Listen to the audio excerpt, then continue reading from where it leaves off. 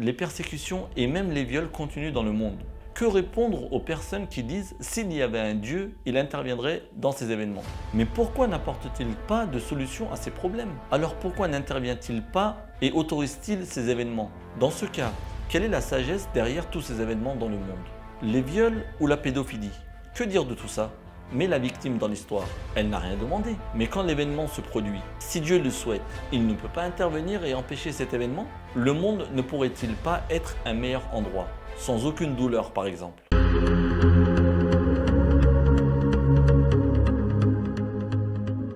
Les persécutions et même les viols continuent dans le monde.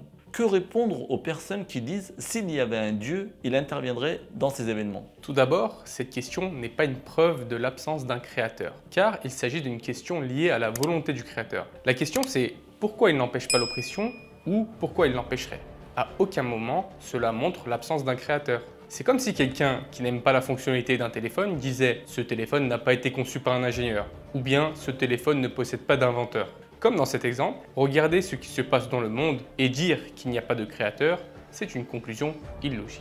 Mais pourquoi n'apporte-t-il pas de solution à ces problèmes? Il a apporté la solution avec le Coran et la Sunna. Ces problèmes dépendent de la volonté des personnes qui les commettent, tandis que le Coran et la Sunna guident les gens.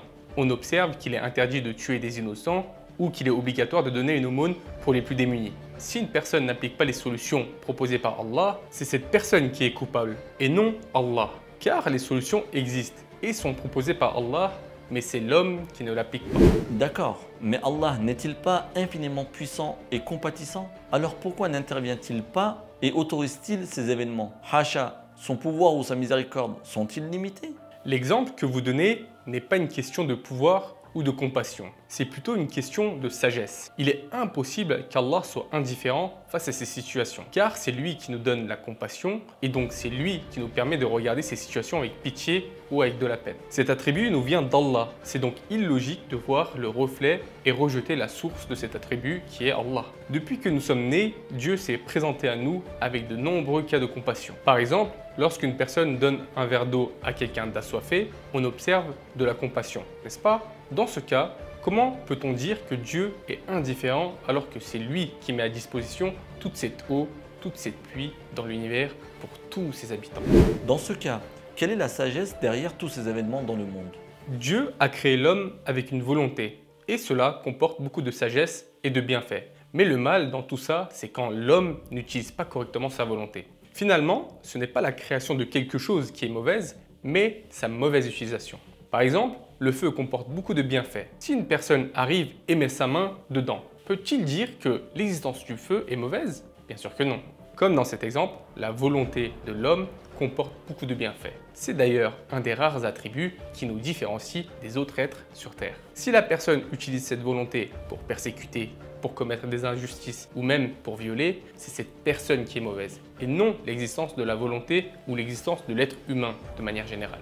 Nous ne pouvons donc pas dire que l'attribut de la volonté est mauvais à cause de quelques personnes qui l'utilisent dans le mal. Nous disons juste que ces personnes-là sont mauvaises. Donnons un dernier exemple pour mieux comprendre. La fabrication du couteau et donc son existence présente de nombreux avantages. Si un humain vient et utilise le couteau pour tuer une personne, on ne peut pas conclure en disant que le couteau, ou bien sa fabrication, ou bien son fabricant sont mauvais. Comme dans cet exemple, il n'y a rien de mal dans la création d'Allah, mais plutôt dans l'utilisation qu'en fait l'humain. Et c'est donc la personne qui n'utilise pas correctement la création d'Allah qui est mauvaise.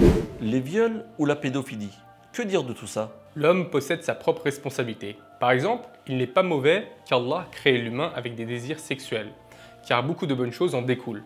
Cela permet d'obtenir le bonheur au sein d'un couple, le mariage, la descendance et plein d'autres bienfaits. Mais une personne va et utilise ce sentiment dans le viol ou la pédophilie. Donc il utilise mal ce sentiment. La responsabilité lui revient. Et c'est lui le mauvais dans l'histoire, et non le créateur de son sentiment. D'accord, ce que tu dis a du sens. Mais la victime dans l'histoire, elle n'a rien demandé. Sommes-nous contrariés par les problèmes qui apparaissent au milieu d'un film si nous savons qu'il se termine bien? Non, car nous connaissons la fin. Un autre exemple, c'est quand nous faisons un cauchemar. Nous sommes en difficulté, c'est un rêve très pénible.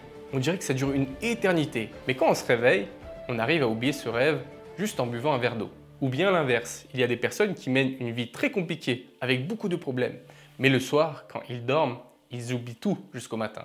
Allah qui te fait oublier tous les ennuis avec un simple rêve, comment peut-il ne pas vous faire oublier les ennuis de cette vie mondaine avec une récompense éternelle au paradis? Pour quelqu'un qui connaît l'au-delà et le paradis, les ennuis de ce monde seront très légers. Il ne faut pas oublier aussi qu'un des noms d'Allah est El-Adl, qui veut dire le juste. Et donc cette victime sera grandement récompensée pour avoir surmonté cette épreuve. Et son agresseur sera puni pour avoir agi ainsi. Je comprends bien, mais quand l'événement se produit, si Dieu le souhaite, il ne peut pas intervenir et empêcher cet événement? Bien sûr qu'il peut, mais nous avons dit qu'Allah est El-Hakim. Donc c'est celui qui possède la suprême sagesse dans sa création et dans ses commandements. S'il intervient dans ces événements, l'épreuve de ce monde disparaît. Imaginez à chaque fois qu'une personne souhaite faire le mal, Dieu l'empêche. Une personne essaie de poignarder quelqu'un, hop, le couteau ne coupe pas. Ou bien une personne tire sur quelqu'un et la balle change de trajectoire au dernier moment. Comme si miraculeusement, tous les crimes ou les mauvaises actions étaient empêchés. Finalement, l'épreuve mondaine disparaîtrait. Les bons et les mauvais seront au même niveau. T'imagines quelqu'un qui fait beaucoup de bien sera au même point que quelqu'un qui souhaitait tout le temps tuer, voler ou même violer. Si on n'a plus la volonté de faire ce qu'on veut, comment cette épreuve mondaine va départager les bons et les mauvais? L'existence de Dieu ne serait plus un mystère également, car tout le monde comprendra qu'une force supérieure existe et empêche de faire du mal. Mais dans ce cas-là, il n'y a plus aucune sagesse dans la création, car créer le paradis et l'enfer n'aura pas de sens, créer l'univers et la terre n'aura plus de sens, créer les humains n'aura plus de sens. C'est comme si vous passiez un examen, mais que vous avez toutes les réponses à côté. Donc, il est où le mérite et la récompense de réviser? Tout le monde va avoir la même note. Et donc, pourquoi faire l'examen dans ce cas? On a dit que Allah est El-Hakim. Donc, toute sa création doit avoir un sens et de la sagesse. Bon, d'accord, j'ai une dernière question. Le monde ne pourrait-il pas être un meilleur endroit, sans aucune douleur par exemple? Il y a déjà un endroit comme tu le décris, le paradis. Mais si nous traitons ce monde comme le paradis, on peut se poser ce genre de questions. Et donc se demander pourquoi il y a des malheurs. Ou bien, y a-t-il un monde meilleur? Cependant, l'endroit que nous décrivons, c'est le paradis. Et ici, c'est un terrain d'entraînement pour aller au paradis. Dans le monde de l'éducation, il y a évidemment de la difficulté pour que les gens progressent spirituellement. Et si nous voyons l'univers comme un lieu où les gens se développent et s'améliorent en surmontant les épreuves pour ainsi gagner le paradis, alors on aura tout compris. Ce que tu dis a du sens, mais seulement s'il y a un paradis. Peux-tu prouver l'existence du paradis? Imaginez un ingénieur du bâtiment très célèbre. Il est en train de construire un immeuble de 10 étages. Et là, quelqu'un arrive et dit « Vous allez voir, il ne fera pas le toit de ce bâtiment. » Et il va le laisser comme ça. Personne ne va le croire, n'est-ce pas? Car tout le monde sait que cet ingénieur est très connu et qu'il est très intelligent et logique dans ses constructions. Et donc qu'il ne laissera jamais un bâtiment sans toit. Comme dans cet exemple, Allah nous a montré des milliers de sagesses dans l'univers et dans sa création.